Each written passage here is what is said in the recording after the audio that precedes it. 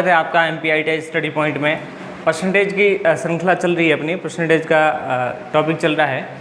पिछले टॉपिक्स में अपन ने डिस्कस किया था कि परसेंटेज को अपन कैसे परिभाषित कर सकते हैं, क्या परिभाषा हो सकती है परसेंटेज की, और उस पर आधारित कुछ सॉल्व क्वेश्चन थे जो अपन ने किए थे।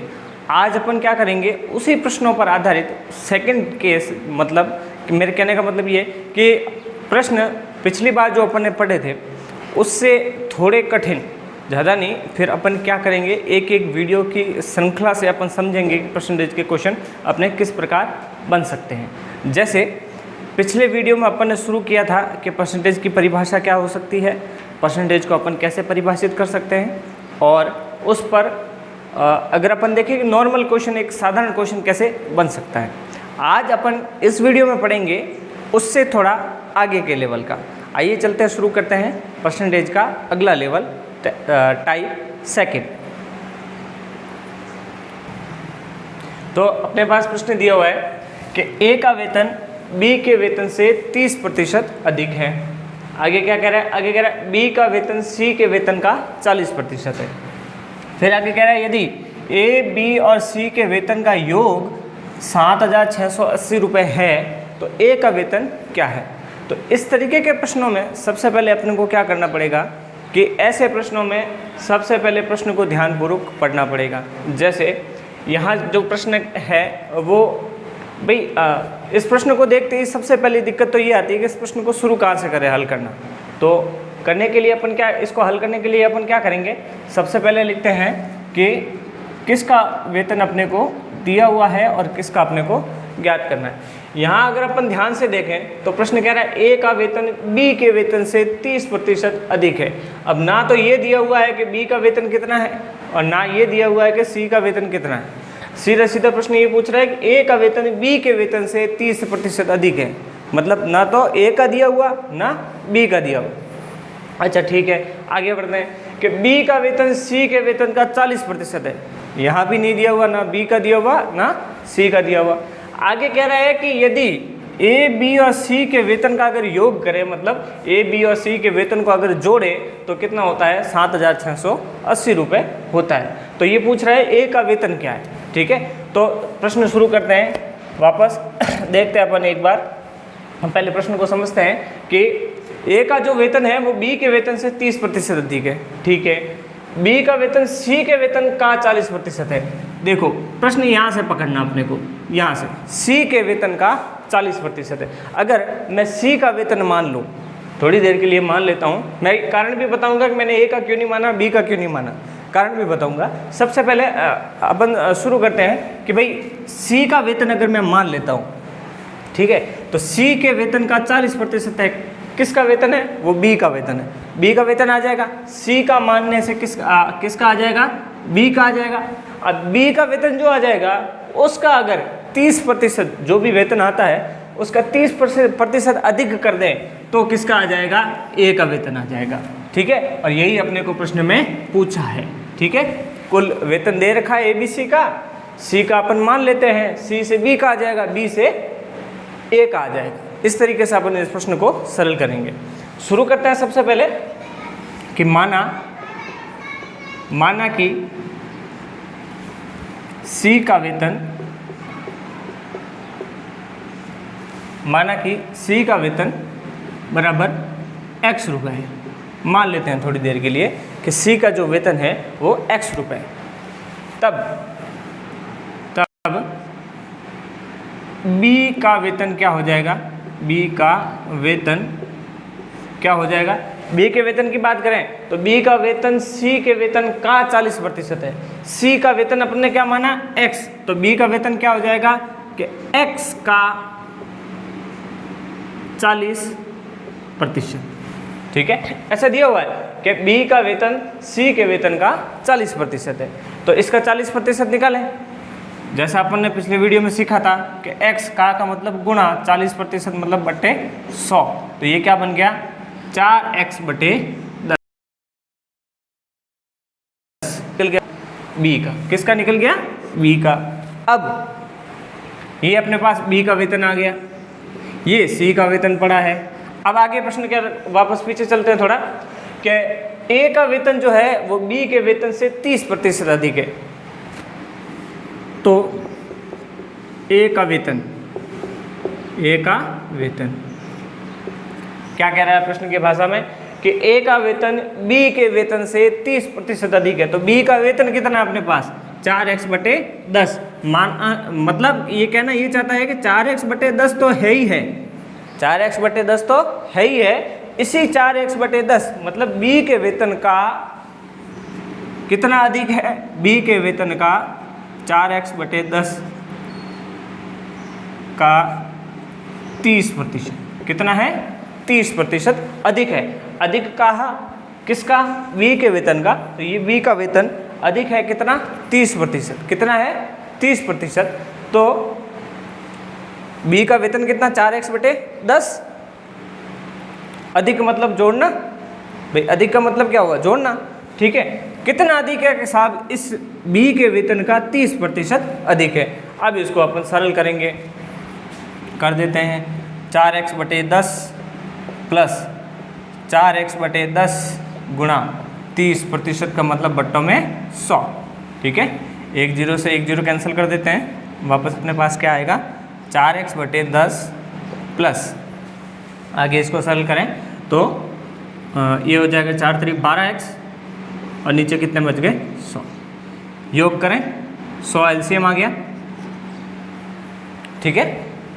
100 एलसीएम आ गया, यहाँ कितना हो गया 40x प्लस 12x, ये कितने हो गए 52x/100। ये अपने पास किसका वेतन आ गया भाई साहब, ए का वेतन आ गया। ये है ए का वेतन, ये किसका है बी का, और ये किसका है सी का। अब ए बी और सी तीनों का वेतन अपने पास आ गया है। प्रश्न क्या कह रहा है कि ये तीनों का वेतन का जो योग है वो कितना होता है 7,680 रुपये, ठीक है। बात समझ में आई, ठीक है। तो यहाँ तक अपन देखते हैं इस प्रश्न को समझने के लिए कि भाई अपने को किसका वेतन ज्ञात करना है, किसका अपने को दिया हुआ है।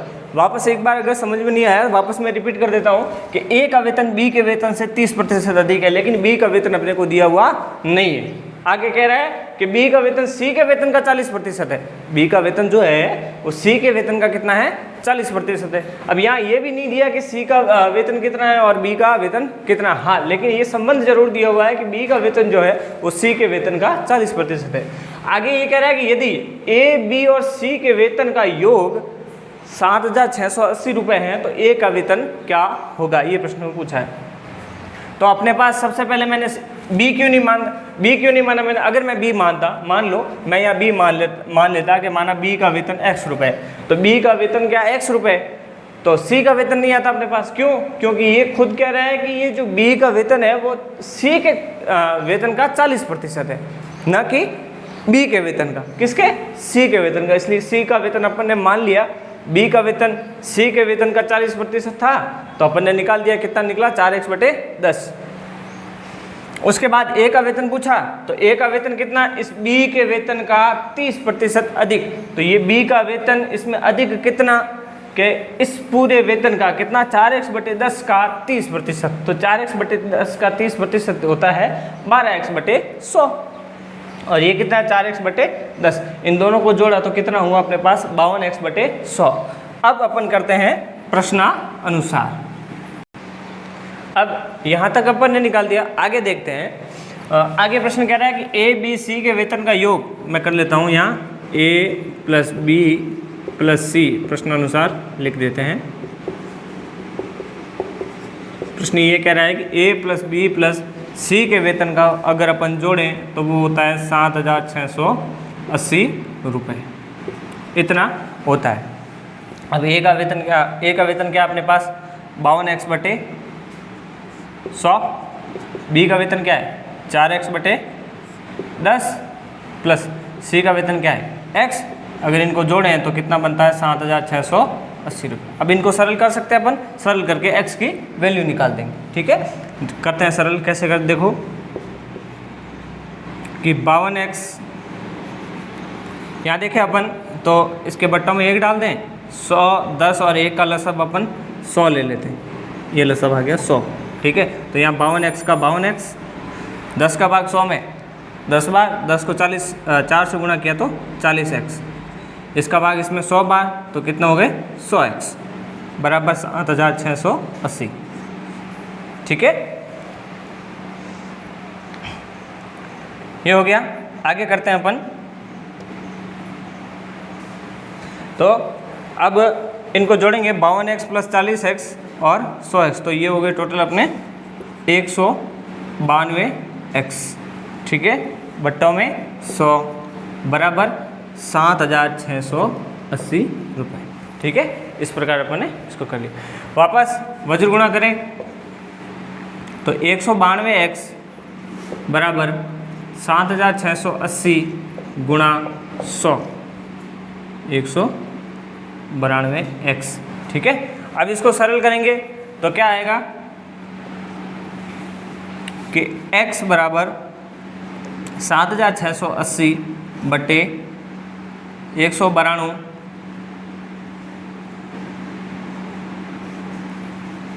मैं यहाँ थोड़ा यहाँ लिख देता हूँ, 7680 गुणा 100 बटे 192।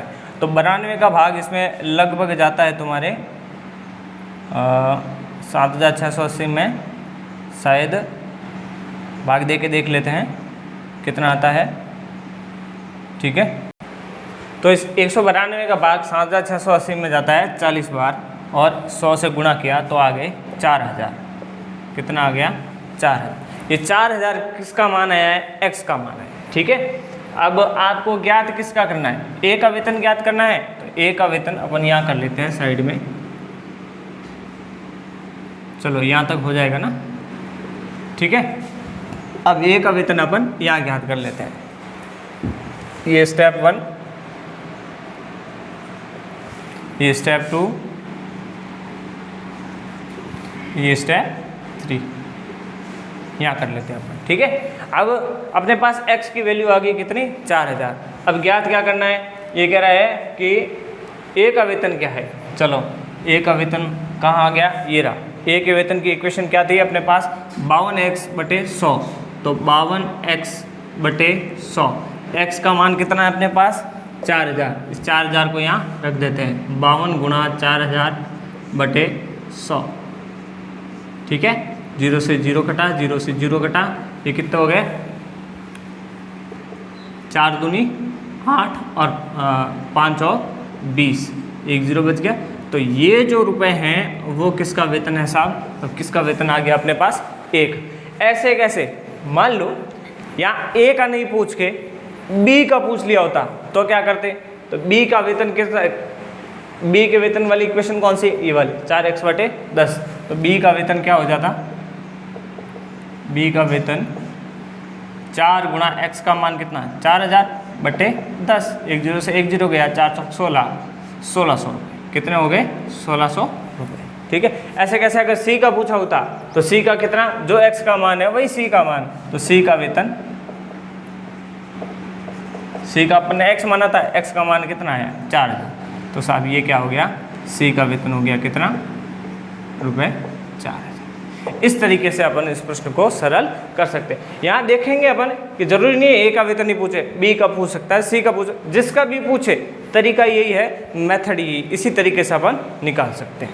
बाकी आपको जो सरल लगे, लेकिन मेरे हिसाब से इससे ज़्यादा सरल तरीका नहीं होगा। चलिए, पहले जो प्रश्न किया था उसके जैसा एक प्रश्न और है, इसको करने, वीडियो पॉज करके इसको करने की कोशिश करें। प्रश्न क्या दे रखा है कि श्याम ने 8% स्कूल की फीस पर, 25% किराए पर और 17% फर्नीचर पर खर्च किया, व्यय किया। बची हुई राशि का 25% उसने मेडिकल के बिल पर खर्च कर दिया, और बाकी बचे कितने 6000। वही प्रश्न ये कह रहा है कि इन सब को खर्चा करने के बाद इस बची हुई राशि का 25% यदि वो मेडिकल बिलों पर खर्च करता है तो शेष उसके पास 6000 रुपये निवेश करने के लिए रहते हैं। निवेश का मतलब कहीं न कहीं लगाने हेतु या कहीं न कहीं खर्च करने हेतु इतने रुपए उसके पास बचे हुए हैं, उसने रख दिए कि इतना मेरे को निवेश करना है। बताइए वह किराए पर कितनी रकम खर्च करता है। तो इस तरीके के प्रश्न को करने के लिए अपन क्या करेंगे, सबसे पहले लिख देते हैं क्या क्या अपने को और क्या अपने को ज्ञात करना है। प्रश्न दोबारा से पढ़ते हैं अपन कि श्याम ने 8% स्कूल की फीस पर, 25% किराए पर और 17% खर्च जो है वो किस पर कर दिया, फर्नीचर पर। अब देखो खर्चा कितना कितना हुआ, पहले खर्चा देखें तो 8% तो साहब हुआ स्कूल की फीस पर, 25% हुआ किराए पर और 17% हुआ फर्नीचर पर। ये टोटल उसका खर्चा हो गया। तो अपन ज्ञात करते हैं कि भाई ये खर्चा कब होगा, जब उसकी कुछ न कुछ क्या होगी, आय होगी। तो अपन ये जो कुल खर्चा हो रहा है इसके लिए अपन मान लेते हैं कि माना कि श्याम की कुल आय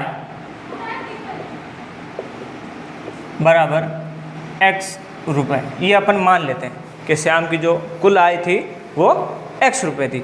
अब जो भी वो खर्चा करेगा वो इनमें से करेगा, इस x में से करेगा। तो सबसे पहले अपन कुल खर्च निकाल लेते हैं। तो खर्च निकाल देते हैं। खर्च किस किस पर किया उसने, स्कूल फीस पर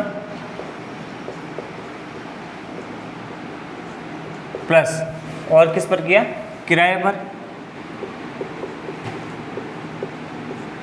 और किस पर किया उसने, फर्नीचर पर।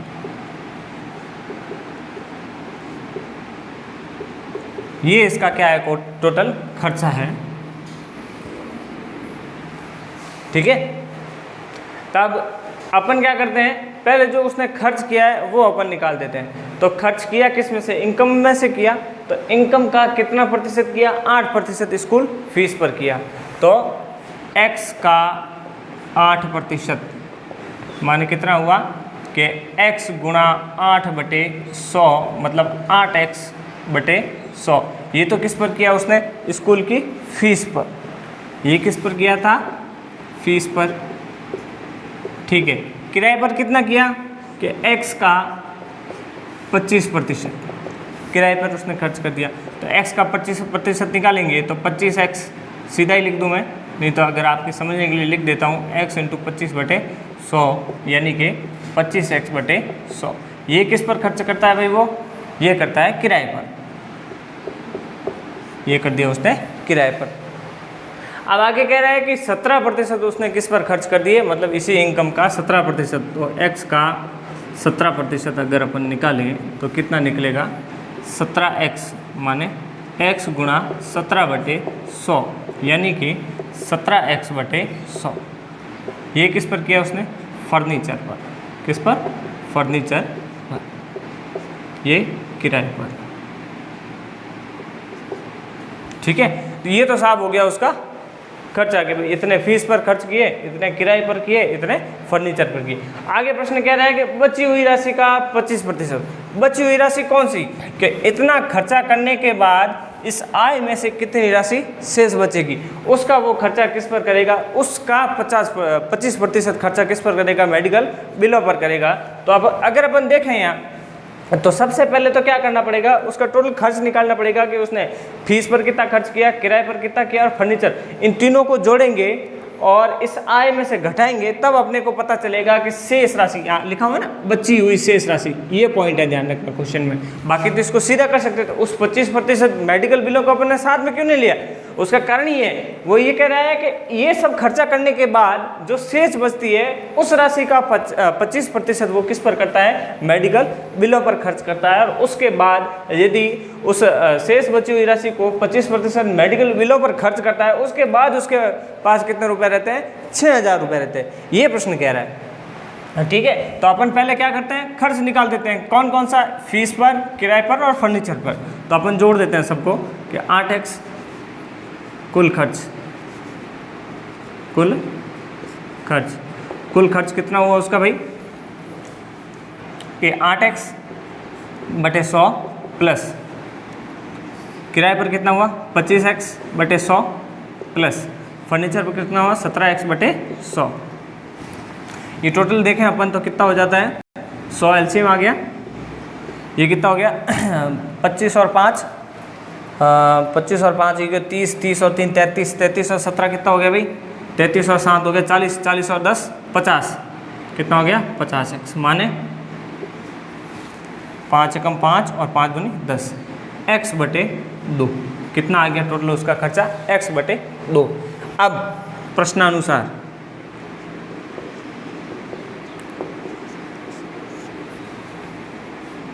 कुल आय में से x बटा 2 उसने खर्च कर दिया। क्या कर दिया? खर्च कर दिया। ठीक है, तो कुल आय कितनी थी? x थी। x का कुल आय कितनी थी? x थी। x में से खर्च कितना किया? x बटे 2। तो शेष राशि क्यों निकाल रहे हैं अपन? क्योंकि यहाँ कह रहा है कि बची हुई राशि का 25% वो किस पर रहेगा? इसमें से जो राशि बचेगी उसका 25% वो किस पे खर्च करेगा? मेडिकल बिलों पर खर्च करेगा। तो अपन यहाँ देख लेते हैं शेष राशि कितनी बचती है। x में से x बटा 2 गया तो वापस कितना बचा? x बटे 2। ये बच गई शेष राशि। क्या बच गई? शेष राशि। अब ये कह रहा है कि x बटे 2 में और खर्चा करता है कितना? x बटे 2 का 25%, तब जाके उसके पास पैसे कितने बचते हैं निवेश के लिए? 6000। कितने बचते हैं? 6000। ये प्रश्न कह रहा है। ध्यान से देखो, यहाँ देखोगे ना तो देखो शेष राशि अपने पास कितनी बची? x बटा 2। अब ये कह रहा है कि बची हुई राशि का मतलब किसका? इसका x बटा 2 का। x बटा 2 का 25% मेडिकल बिलों पर वो खर्च करता है, और ये जब खर्च करता है तो उसके पास बाकी बचे कितने? 6000। कितने बचते हैं? कि अगर इसमें से इसको घटाते हैं तो बाकी कितने बचते हैं उसके पास? 6000। ये कौन कह रहा है? प्रश्न कह रहा है। ये 6000 रुपये उसके पास बचते हैं शेष। ठीक है, तो बताइए वह किराए की रकम पर कितना खर्च करता है? तो सबसे पहले अपन क्या करें? ये तो निकाल दें, यहाँ से x का मान निकाल देते हैं। तो x बटे 2 माइनस x बटे 2 गुणा 25 बटे 100। ये कितना हो गया भाई? x बटे 2 माइनस ऑफ 25x बटे, या इसको यहाँ से कैंसिल आउट कर सकते हैं अपन कि 25 एकम 25 और 25 चौके 100। तो ये कितना हो गया? x बटे 8 बराबर कितना बचता है इसके पास? 6000। कितना बचता है? 6000। ये प्रश्न अनुसार कह रहा है। ठीक है, एलसीएम ले लेते हैं। एलसीएम आ गया 8। ठीक है, 2 का भाग 8 में कितनी बार गया? 4 बार। तो आ गया 4x माइनस 8 का भाग 8 में 1 बार, और x से गुणा किया तो क्या आ गया? x बराबर कितने हो गए? 6000। अब 4x में से 1x गया पीछे पीछे, 3x बटे 8 बराबर 6000। ठीक है, तो 3x बराबर 6000 गुणा 8, पक्षांतरण किया 8 का तो 8 उधर चला गया, इधर भाग में था उधर बट्टा में चला गया। x बराबर 6000 गुणा 8 बटे, या 3 जो है वो x के साथ गुणा में है, भाग में चला जाएगा, ये आया भाग। ठीक है, तो 3 एकम 3, 3 दूनी 6, 8 दूनी 16, तो x का मान कितना आ गया? 16000। कितना आ गया? 16000। अब ये x क्या था? क्या माना था अपन ने? ये x माना था कि श्याम की कुल आय। क्या मानी थी अपन ने? श्याम की कुल आय, ये मानी। अब टोटल जो इनकम है उसकी कितनी है? 16000। कितनी है? 16000 में से पूछा किसका है भाई अपने को कि बताइए वह किराए पर। किराया कहाँ गया? ये रहा 2 नंबर। 1 नंबर किस पे था? फीस पे। 2 नंबर किस पे खर्च किया था उसने? किराए पे। और 3 नंबर किस पे खर्च किया था उसने? फर्नीचर पे। ठीक है, लिख देता हूँ यहाँ। अपने को किसका खर्चा निकालना है? किराए का। ठीक है, तो किराए का खर्च निकालने के लिए अपन क्या करेंगे? x का मान अपने पास आ गया, किराए का इक्वेशन कहाँ गया? ये रहा 25x बटे 100। तो 25x बटे 100 क्या लिखेंगे यहाँ? किराए पर खर्च की गई रकम या किराए पर खर्च, एक ही बात है दोनों। किराए पर खर्च कितना कर रहा है ये अपने को बताना है। तो किराए पर खर्च पहले कितना कर रहा था भाई? 25x बटे 100। x का मान अपने पास क्या आ गया? 16000। इसको वहाँ रख देते हैं, क्या आता है देखते हैं। तो 25 गुणा 16,000 बटे 100, 1 0 से 1 0, 1 0 से 1 0, यह कितना हो गया 25 गुना 16 हो गया तुम्हारे 400 और 1 0 बच गया, तो कितने 40,000 रुपये जो है वो साहब किस पे खर्च करता है, किराए पर। ठीक है, वापस से समझा देते हैं एक बार क्वेश्चन को पूरा, कि प्रश्न ध्यान से पढ़े। देखो, श्याम ने 8% स्कूल की फीस पर खर्च किया, स्कूल फीस पर खर्च किया, 25% किराए पर किया और 17% किस पर किया, फर्नीचर पर किया, जबकि उसकी आय अपने को अभी तक नहीं दे रखी है। ठीक है, कोई बात नहीं। बची हुई राशि का इतना सब कुछ अपने पूरी आय में से खर्च करने के बाद उसके पास जो पैसे बचते हैं उसका 25% मेडिकल बिलों पर वो खर्च करता है। ठीक है, और जब ये मेडिकल बिलों पर इतना खर्च करता है, कितना 25%, तो उसके पास कितने रुपए शेष बचते हैं, 6,000 रुपये बचते हैं, जो वो किसके लिए रखता है, कहीं निवेश करने के लिए। ठीक है, तो बताइए कि वह किराए पर कितनी रकम व्यय करता है, किराए पर कितने रुपए खर्च करता है, किराया भरने के लिए कितने रुपए वो देता है। तो सबसे पहले अपन क्या करेंगे कि जो खर्चा हुआ है किस पर, स्कूल की फीस पर, किराए पर और फर्नीचर पर, तो मैंने यहाँ लिख दिया कि ये जो खर्च है कुल वो कौन कौन सा है, स्कूल फीस, किराए पर और फर्नीचर। ठीक है, उसके बाद मैंने मान लिया कि माना कि श्याम की कुल जो आय है, भाई बिना आय के तो खर्च होना संभव नहीं है, तो अपन मान लेते हैं कि टोटल जो आय है वो कितनी है, x है। x अपन ने मान ली। x मानने के बाद आप क्या करो, हर एक का अलग अलग खर्च निकाल दो। स्कूल की फीस पर इतना खर्च हुआ, किराए पर इतना खर्च हुआ और फर्नीचर पर इतना खर्च हुआ। ठीक है, का प्रतिशत मतलब मैंने जैसे पिछले वीडियो आप देखोगे तो आपको पता चल जाएगा कि x का 25% मतलब x गुणा 25/100, कोई भी संख्या हो, ये जरूरी नहीं है ये 25% ही हो सकता है कोई और नंबर भी हो। ठीक है, तो x का 8% फीस पर, तो कितना आया 8x/100, x का 25% मतलब कितना आया 25x/100, x का 17% मतलब कितना है 17x/100। अब जरूरी नहीं है प्रश्न में आपको कि किराए पर कितना खर्च हो पूछे, वो ये भी पूछ सकता है उसने फीस पर कितना खर्च किया, तो सीधा सा आप क्या बताओगे कि 8x/100 माने x का मान कितना अपने पास, x का मान कितना है 16,000, तो 8 गुणा 16,000/100, 2 0 से 2 0, ठीक है 160 बच गए। 16 × 8 कितने हुए, 8 × 48 का 8 हासिल 4, 8 × 8 और 4 12, 128 और 0, 1280 रुपये वो किस पर खर्च करता है, फीस पर। किस पर, फीस पर। ठीक है, ऐसे कैसे आप किसका निकाल सकते हो, फर्नीचर पर खर्च निकाल सकते हो। इस तरीके के प्रश्न अपन करेंगे। ठीक है, मिलते हैं अगले वीडियो में, तब तक के लिए धन्यवाद।